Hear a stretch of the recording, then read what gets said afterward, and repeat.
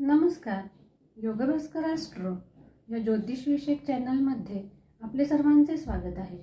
आज आपण बुधाचे होणारे राशी परिवर्तन आणि त्याचा प्रत्येक राशीवर होणारा गोचरीचा प्रभाव याविषयीची ज्योतिषीय माहिती जाणून घेणार आहोत. चंद्राच्या खालोखाल शीघ्र राशी परिवर्तन करणारा ग्रह म्हणून बुध हा ग्रह मानला जातो. बुध हा ग्रह साधारणतः 15 दिवस ते 3 आठवड्यांनी आपले राशी परिवर्तन करतो. बुध हा ग्रह ज्योतिषशास्त्रामध्ये युवराज ग्रह आहे आणि असा हा बुध शिक्षण, त्यानंतर व्यापार, शेअर मार्केट, कमोडिटी, मीडिया क्षेत्र, वाणी यांच्यावर प्रभाव टाकणारा ग्रह आहे. तसेच हा बुद्धीचा दाता आहे आणि हा गणिताचा कारक देखील आहे. असा हा बुध प्रत्येक राशीसाठी कोणते राशीफल घेऊन येत आहे याची आज आपण येथे चर्चा करत आहोत. सध्या बुध ग्रह हा आपल्या उच्च राशीत अर्थात कन्या राशीत आहे आणि दिनांक 10 ऑक्टोबर 2024 रोजी सकाळी 11:19 बुध हा ग्रह राशी परिवर्तन करून आपल्या मित्र राशीत अर्थात शुक्राच्या तुळ या राशीत प्रवेश करत आहे आणि येथे त्याचे वास्तव्य हे 29 ऑक्टोबर 2024 पर्यंत असणार आहे. आणि असा हा बुध प्रत्येक राशीसाठी कोणते राशीफल घेऊन येत आहे हे आज आपण जाणून घेणार आहोत. हे राशीफल आपल्या चंद्र राशीवर आधारित आहे. ज्यांना आपली चंद्ररास माहीत नाही अशांनी हे राशीफल आपल्या नामराशीनुसार पाहावे. तसेच मीडिया क्षेत्रामध्ये किंवा व्यापार क्षेत्रामध्ये समाजामध्ये कार्यरत असणाऱ्या जातकांनी हे राशीफल आपली चंद्ररास आणि आपली लग्नरास अशा दोन्ही राशीनुसार पाहावे आणि त्यानंतर आपले निर्णय घ्यावे. सर्वप्रथम मेष राशीच्या जातकांचे राशीफल पाहूया. मेष राशीच्या जातकांसाठी बुध हा ग्रह तृतीयेश आणि षष्ठेश आहे आणि तो गोचरीने सप्तम भावातून आपले गोचरीचे भ्रमण करत आहे. तृतीय भाव हा पराक्रमाचा भाव तर षष्ठ भाव हा अवयोगाचा भाव आहे. या कालखंडामध्ये दाम्पत्य जीवनात थोडेफार सुधार होतील, परंतु आपल्या जीवनसाथीचे आरोग्य मात्र त्यांनी जपले पाहिजे, कारण बुध हा षष्ठेश असून सप्तम स्थानात गोचरीने भ्रमण करत आहे. जे व्यापारी भागीदारीत आपला व्यवसाय करत आहेत त्यांनी या काळामध्ये सामंजस्याने वागणे गरजेचे आहे. त्यांच्यामध्ये मतभेद होण्याची शक्यता ही नाकारता येत नाही. लाभाचे योग देखील मेष राशीच्या जातकांना दिसून येत आहे. प्रेमीजनांसाठी सुद्धा हा कालखंड अनुकूलताच दर्शवत आहे. या काळामध्ये मेष राशीच्या जातकांसाठी त्यांच्या नेतृत्व गुणांमध्ये वाढ करणारा हा कालखंड आहे.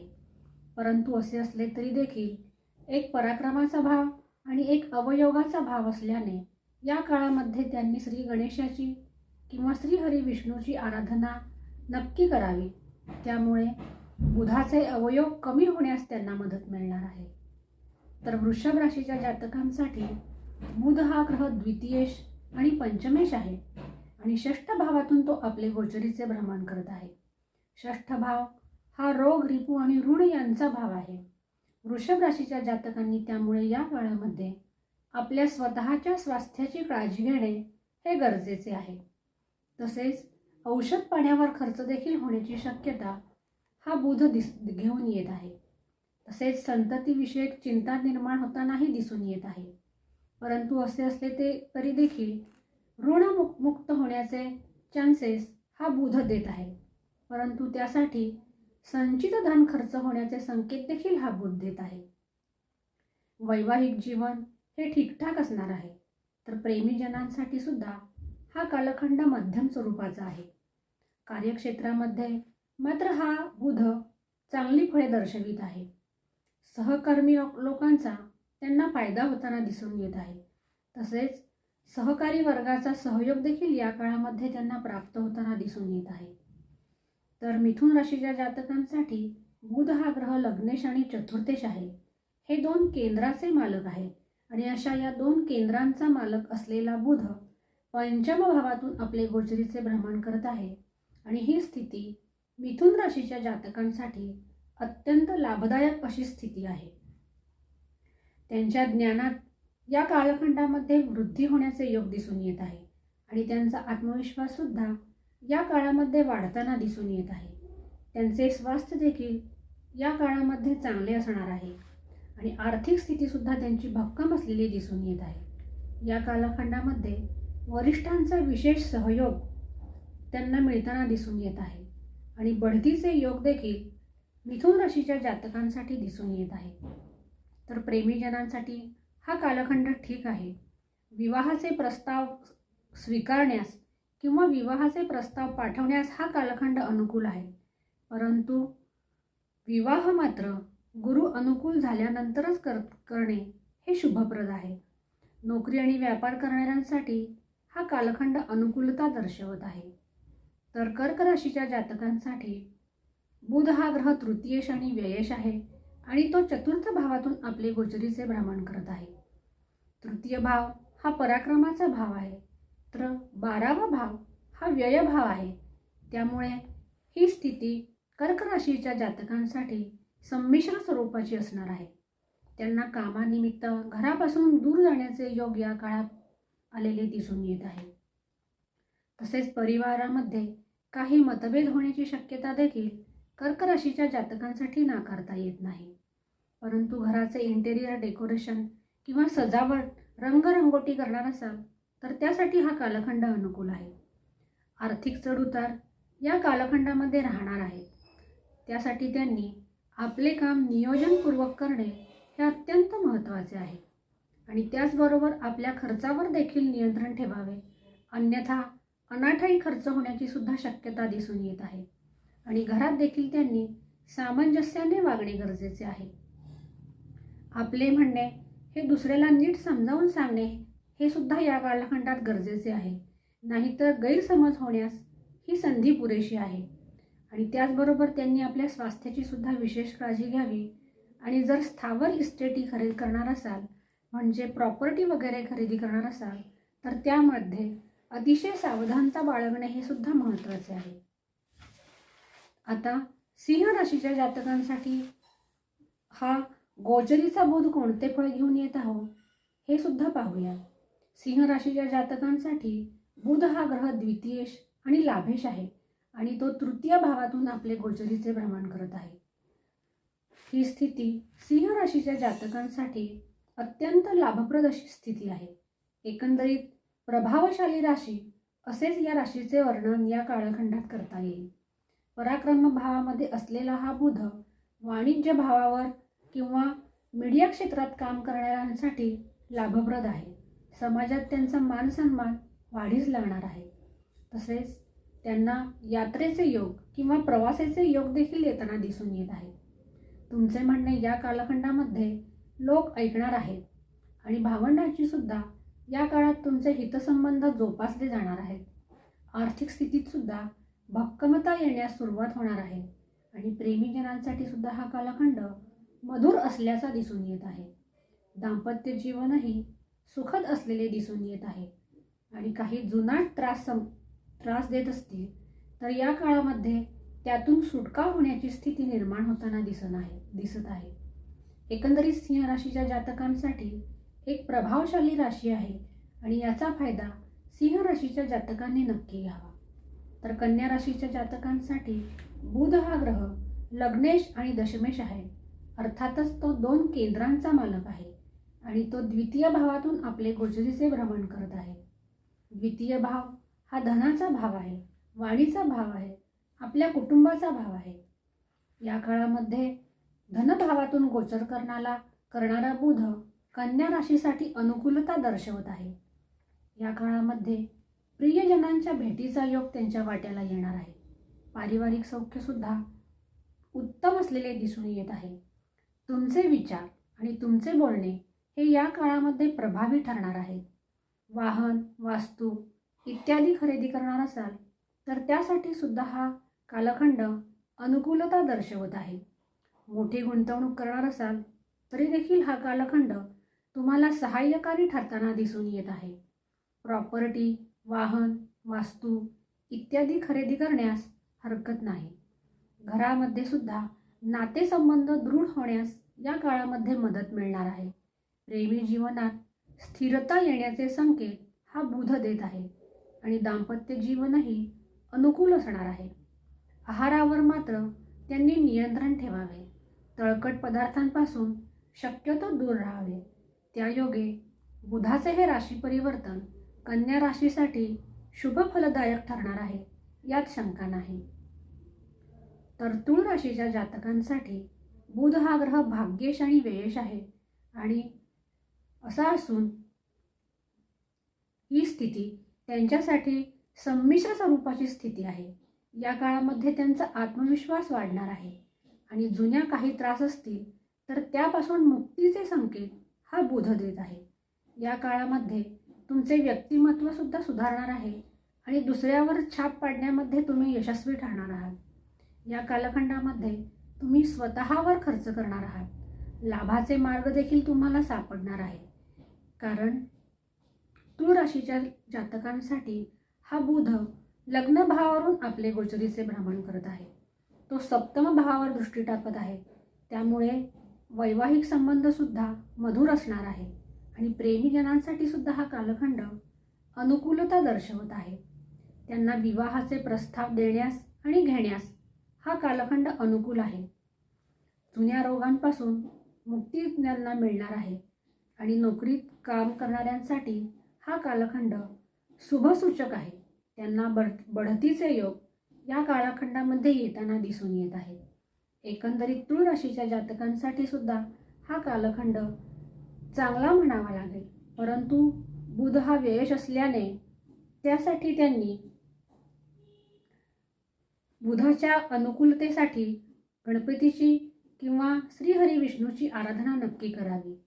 त्यायोगे बुधाचे हे गोचर भ्रमण त्यांना अनुकूल सिद्ध होण्यास मदत मिळणार आहे. तर वृश्चिक राशीच्या जातकांसाठी बुध हा ग्रह अष्टमेश आणि लाभेश आहे आणि तो व्ययभावातून आपले गोचरीचे भ्रमण करत आहे. वृषभ राशीसाठी हा कालखंड फारसा अनुकूल नाही. या काळात त्यांनी सावधान राहावे हा त्यांच्यासाठी मूलमंत्र आहे आणि आपल्या स्वतःच्या स्वास्थ्याची या कालखंडामध्ये त्यांनी विशेष काळजी घ्यावी आणि तणावापासून देखील सुद्धा त्यांनी दूर राहावे. त्यासाठी त्यांनी प्राणायाम किंवा योगोपचार यांचा आधार घ्यावा. या काळामध्ये त्यांनी आत्मनिरीक्षण करणे हे गरजेचे आहे. स्वतःवर लक्ष ठेवून स्वतःतील उणीवा दूर करण्यासाठी हा कालखंड विशेष उपयोगी आहे. या कालखंडामध्ये शक्यतो नवीन कामांची सुरुवात देखील करू नये. तसेच या कालखंडामध्ये तुमच्या शत्रूचे बळ देखील वाढणार आहे आणि त्यासाठी तुम्ही सतर्क असणे आणि बुध अनुकूल होण्यास गणपतीची आणि श्रीहरी विष्णूची आराधना करणे हे अत्यंत गरजेचे आहे. तर धनुराशीच्या जातकांसाठी बुध हा ग्रह सप्तमेश आणि दशमेश म्हणजे 2 केंद्रांचा मालक आहे आणि तो 11व्या भावातून म्हणजे लाभ भावातून आपले भ्रमण करत आहे. ही स्थितीसुद्धा धनुराशीच्या जातकांसाठी एक अत्यंत चांगली स्थिती निर्माण करत आहे. या काळामध्ये धनुराशीचे जातक विशेष सक्रिय असणार आहे. कोणत्याही चिंतेची गरज असल्याचे धनुराशीच्या जातकांसाठी संभवत नाही. जुनी अडलेली कामे या काळामध्ये मार्गी लागतील आणि मित्रपरिवाराचा सहयोग देखील त्यांना या काळामध्ये प्राप्त होणार आहे. गुंतवणूक करणार असाल तर त्यासाठी सुद्धा हा कालखंड अनुकूलता दर्शवत आहे आणि विशेषतः सामाजिक कार्यात देखील धनुराशीचे जातक भाग घेताना दिसून येतील. प्रेमीजनांसाठी हा कालखंड अनुकूल आहे, तर दाम्पत्य जीवनही त्यांचे मधुर असणार आहे. त्यांचे स्वास्थ्य देखील या कालखंडात चांगले असणार आहे. परंतु या सर्वांचा उपभोग घेण्यासाठी त्यांनी आपली दिनचर्या मात्र सुनिश्चित ठेवावी. म्हणजे लवकर उठणे, वेळेवर जेवणे आणि वेळेवर झोपणे या गोष्टी पाळल्या तर धनुराशीच्या जातकांना बुधाचे हे गोचरीचे भ्रमण सुखदरित्या व्यतीत करता येणार आहे. तर मकर राशीच्या जातकांसाठी बुध हा ग्रह षष्ठेश आणि भाग्येश आहे आणि तो दशम भावातून आपले गोचरीचे भ्रमण करत आहे. भाग्येशाचे दशम भावातून गोचर ही एक सुस्थिती मकर राशीच्या जातकांच्या वाट्याला आलेली आहे. या काळामध्ये तुमच्या कामाची प्रशंसा होणार आहे. नवीन प्रोजेक्ट मिळण्यासुद्धा हा कालखंड अनुकूल आहे. नोकरी करणाऱ्यांसाठी या काळात त्यांचे उच्च अधिकारी त्यांच्यावर खुश राहणार आहेत आणि पदोन्नतीचे योग देखील या काळात जुळून येताना दिसत आहेत. आर्थिक स्थिती भक्कम राहताना दिसत आहे. तर कामाच्या ठिकाणी नवीन संधी तुम्हाला उपलब्ध होताना दिसून येत आहेत. दाम्पत्य जीवनात सुद्धा मधुरता येताना दिसून येत आहे. त्यांच्यातील नातेसंबंध हे सुधारताना आणि दृढ होताना दिसून येत आहेत. जुने काही मतभेद असतील तर या कालखंडामध्ये ते संपुष्टात येऊ शकतात आणि त्यांचे स्वास्थ्य देखील या कालखंडात ठीक असणार आहे. एकंदरीत मकर राशीच्या जातकांसाठी हा कालखंड सुस्थिती दर्शवत आहे. तर कुंभ राशीच्या जातकांसाठी बुध हा ग्रह पंचमेश आणि अष्टमेश आहे आणि तो भाग्यभावातून आपले भ्रमण करत आहे. भाग्यभावामध्ये कोणताही ग्रह सहसा वाईट फळे देत नाही आणि म्हणूनच कुंभ राशीच्या जातकांसाठी सुद्धा बुधाचे हे गोचरीचे भ्रमण श्रेष्ठकर ठरणार आहे. या काळामध्ये विशेषतः धार्मिक आणि आध्यात्मिक क्षेत्रात काम करणाऱ्यांसाठी हा कालखंड प्रगती करणारा आहे. विद्यार्थी वर्गासाठी सुद्धा हा कालखंड अनुकूल आहे. विशेषतः उच्च शिक्षण घेणाऱ्यांसाठी आणि संशोधन क्षेत्रात काम करणाऱ्यांसाठी हा बुध मनासारखे यश प्राप्त करून देणारा आहे. आणि आर्थिक स्थितीसुद्धा या कालखंडात कुंभ राशीच्या जातकांसाठी भक्कम असताना राहिलेली दिसून येत आहे. त्यांनी आखलेल्या योजना सफल होताना दिसून येतील. तर स्वदेशी व्यापार करणाऱ्यांसाठी आणि परदेशी व्यापार करणाऱ्यांसाठी अशा दोनही ठिकाणी व्यापार करणाऱ्यांसाठी हा कालखंड अनुकूल आहे आणि त्या व्यापारातून धनप्राप्तीचे संकेतही दिसून येत आहे. या काळात त्यांना भाग्याची जोड मिळणार आहे. मोठी गुंतवणूक करणार असाल तर त्यासाठी सुद्धा हा कालखंड अनुकूल आहे. दाम्पत्य जीवन हे सुखद असणार आहे. दाम्पत्य जीवनामध्ये एकमेकांवरील विश्वास वाढीस लागणार आहे. तर प्रेमीजनांसाठी हा कालखंड अनुकूल आहे. नोकरी करणाऱ्यांसाठी हा कालखंड पदोन्नतीचे संकेत घेऊन येत आहे. तर मीन राशीच्या जातकांसाठी बुध हा ग्रह चतुर्थेश आणि सप्तमेश आहे आणि तो अष्टम भावातून आपले गोचरीचे भ्रमण करत आहे. अष्टम भाव हा अवयोगाचा भाव आहे आणि म्हणूनच मीन राशीच्या जातकांनी या कालखंडामध्ये सजग राहणे हे अत्यंत गरजेचे आहे. कारण मीन राशीला 7.5 सुद्धा सुरू आहे. या काळामध्ये त्यांना मातृचिंता सतावू शकते. तसेच स्वतःच्या स्वास्थ्याची सुद्धा त्यांनी या कालखंडामध्ये विशेष खबरदारी घेणे आवश्यक आहे. या काळामध्ये त्यांचे शत्रूचे बळ तुल्यबळाने वाढणार आहे. शक्यतो या कालखंडात मोठ्या आर्थिक उलाढाली यांनी करू नयेत. नवीन प्रॉपर्टी घेणार असाल तर त्यासाठी सुद्धा हा कालखंड अनुकूल दिसत नाही. नवीन प्रोजेक्ट स्वीकारण्यासाठी सुद्धा हा कालखंड टाळलेलाच बरा. दाम्पत्य जीवनामध्ये काही कुरबुरी होण्याची शक्यता देखील नाकारता येत नाही. त्यासाठी धैर्याने वागणे गरजेचे आहे. ज्यांच्या दाम्पत्य जीवनामध्ये आधीपासून कलहाची स्थिती आहे त्यांच्यासाठी हा काळ त्यांच्या तणावात वाढ करणारा आहे. त्यासाठी त्यांनी अत्यंत सावधान राहणे हे गरजेचे आहे आणि हा कालखंड तुम्ही धैर्याने वागा असेच सुचवित आहे.